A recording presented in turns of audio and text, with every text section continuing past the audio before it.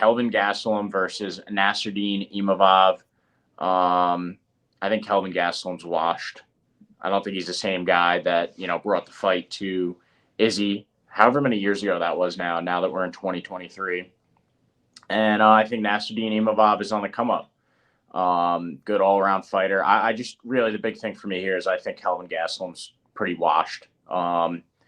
We're coming up on an hour here, so I don't want to take too long. But what do you think, Tom? You think Kelvin Gastelum's washed, or you think Nassourdine Imavov is? I mean, the odds kind of speak for themselves here. Yeah, this one's hard for me, specifically because Kelvin Gastelum has all of the pieces to be a really strong fighter, but hasn't. I don't want to say doesn't, but at least hasn't come out and looked like that guy that he could be in quite some time.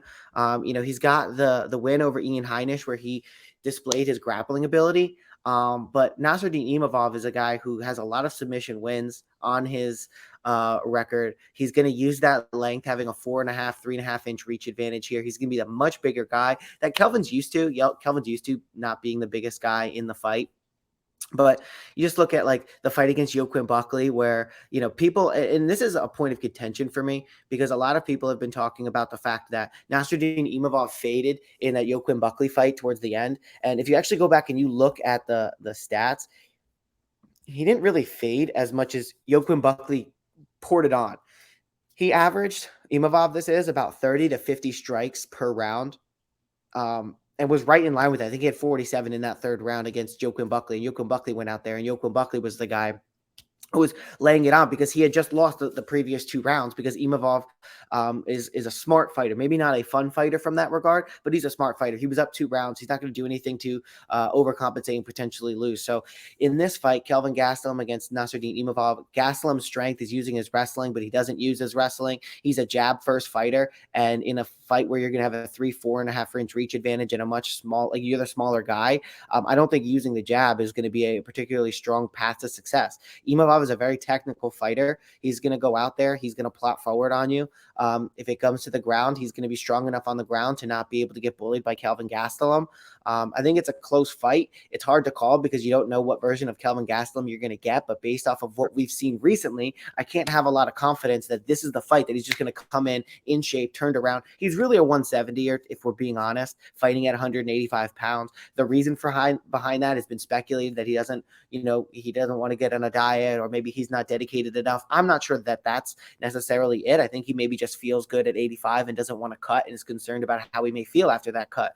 I think Kelvin Gastelum this far has really shown an ability to be durable, which is probably the most consistent thing that we can say about him. Especially he's not cutting a lot of weight, so you don't have to worry about the blood being drained from his head and being I guess that is the positive about somebody who's not going to be dieted down and super lean. They're not going to be dehydrated. And I don't think Nassourdine Imavov is going to take him down and have that power to win from ground and pound. Again, now that's a lot of the time where Nassourdine gets his wins is when people are on the ground and he gets that TKO from a clinch position or from a crucifix position. I don't think he's going to get Kelvin Gastelum down there and in that bad of a position. So I think Imavov is going to win on the feet. I don't think Kelvin Gastelum is going to be able to out-wrestle him and get a decision the way he wants to. Both these guys are ground and pound finishers when they do finish, and I think Imavov is going to be able to avoid that. He's bigger, he's stronger, he's longer. I would say Imavov by decision is probably your safest bet. Yeah, I saw in Fuego put in the chat. Yeah, exactly. You can't find a reason to bet on either one of these guys, and I have to agree because Imavov is minus 240, 250. And I'm not confident enough to bet in him. And then Kelvin Gastelum, even though he's got a tantalizing line, I just don't think he's going to pull out the W this weekend. So, listen, I would feel comfortable. I mean, I'm probably taking Imavov by decision. Yeah, it's a solid bet. But in terms of what's on this card, I think you have some really good bets, and I don't see that being up at like the top tier of.